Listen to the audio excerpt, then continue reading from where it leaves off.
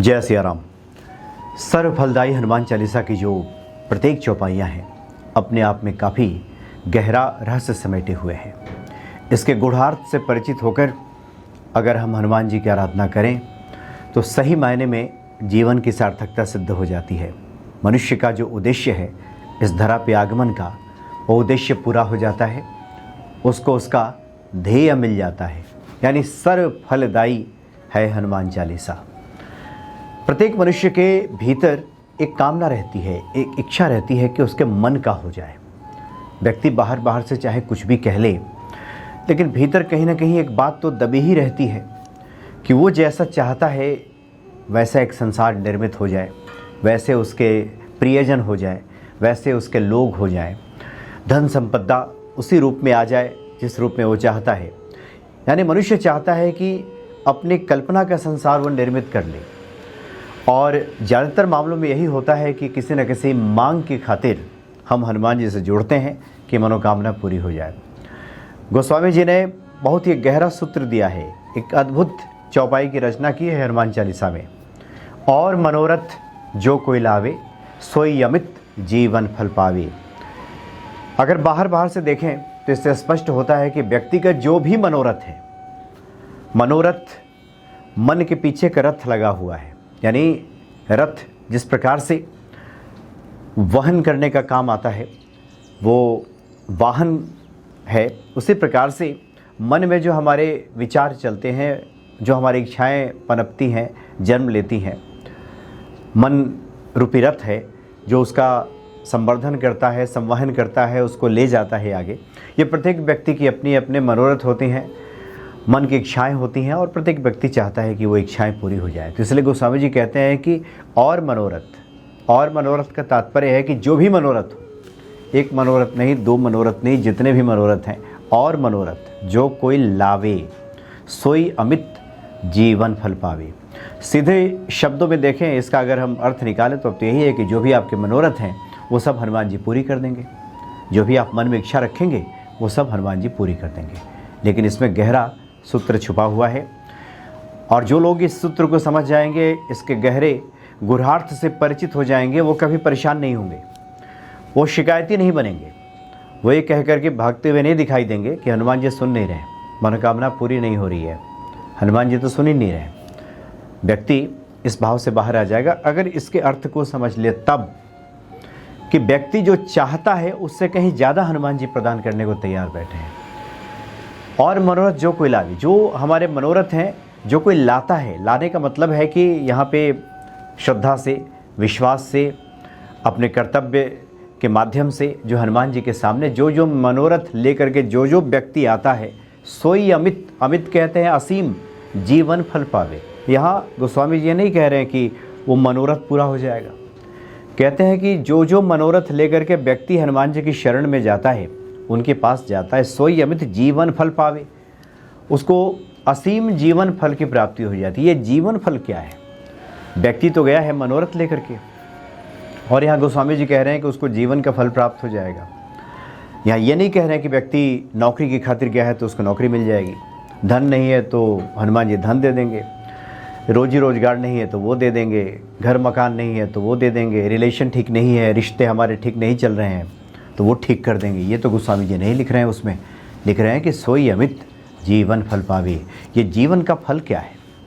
जीवन का फल सिर्फ वो नहीं है जो हम चाहते हैं, जो हमने एक बना लिया है, एक कल्पना का संसार अपने लिए रच लिया है, हमें लगता है कि यही हमारे लिए ठीक है, उसकी बात गोस्वामी जी नहीं कह रहे हैं।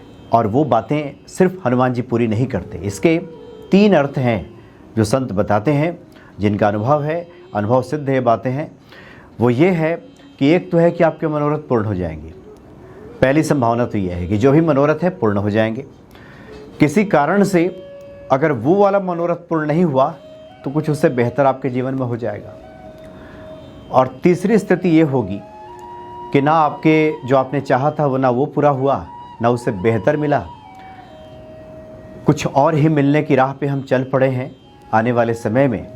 तो कम से कम ऐसे लोगों के सामने एक स्थिति इस प्रकार की अवश्य आ जाती है कि हनुमान जी ऐसे लोगों के भीतर सुमति प्रदान कर देते हैं और व्यक्ति समझ जाता है कि ये जो मनोरथ है हमारे लायक नहीं था, हमने अपने बुद्धि विवेक के अनुसार, परिस्थितिजन्य जो चीज़ें होती हैं उसके अनुसार, परिस्थितियों के वशीभूत होकर के हमने जो मनोरथ अपने लिए तय किया था, जो मांग रखी थी, वो ठीक नहीं था, ये बात समझ में आ जाती है भक्त को।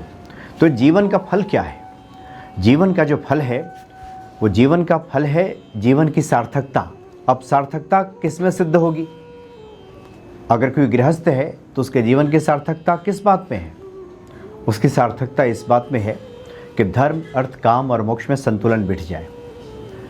जीवन चलाने के लिए धन की आवश्यकता है, वो भी प्राप्त हो जाए। एक गृहस्थ का जो धर्म है उसका भी पालन हो जाए, और उसके बाद इस धरा पे आगमन का जो मुख्य उद्देश्य है, ईश्वर की प्राप्ति, प्रभु राम से मिलन और जीव का परमात्मा के प्रति लगाव, ये बढ़ जाए। ये जीवन की सार्थकता है।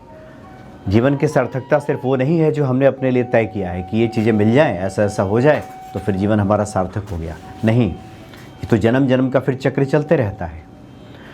और हनुमान जी तो जन्म जन्म के दुख मिटाने वाले हैं। तुम्हारे भजन राम को पावे, जन्म जन्म के दुख बिसरावे। वो तो जन्म जन्म के दुख मिटाने वाले हैं। तो जन्म का दुख कैसे मिटेगा, जन्म जन्मांतर का? जब जीवन की सार्थकता सही मायने में सिद्ध होगी। इसलिए अच्छा, दूसरी एक और बात है, मनोरथ का मतलब हठ नहीं है। और मनोरथ जो कोई लावे सोई अमित जीवन फल पावे, इसका मतलब ये नहीं कि मनोरथ करने का मतलब हो गया कि हम हठ कर रहे हैं। मनोरथ का यहाँ तात्पर्य है ईश्वर की मर्यादा में। एक मर्यादा में भक्त जब ईश्वर के सामने कोई मांग रखता है, वो उसका हठ नहीं होता, वो उसकी मांग है। उसकी मांग है, जितने उसकी विवेक बुद्धि है, जितने उसकी समझ है, उसे लगता है कि ये चीज़ें हमारे जीवन में आएगी तो जीवन सुखमय हो जाएगा। लेकिन इसकी कोई गारंटी तो है नहीं कि जो जो हम चाहते हैं वो जीवन में मिल जाए, जीवन सुखमय ही हो जाए। इसकी कोई गारंटी नहीं है। ये तो कोई सत्पुरुष इस बात को समझ सकता है, ईश्वर समझ सकते हैं, हनुमान जी को पता है।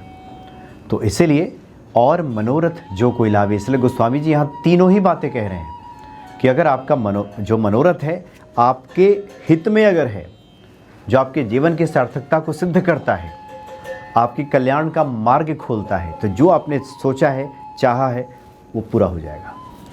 दूसरी स्थिति ये भी है कि कई बार नासमझी की स्थिति में हम उस परम पिता परमेश्वर से, अष्ट सिद्धि नौ निधि के दाता से, जो वो हैं मर्यादा के अनुरूप, उनसे मांग नहीं रखते।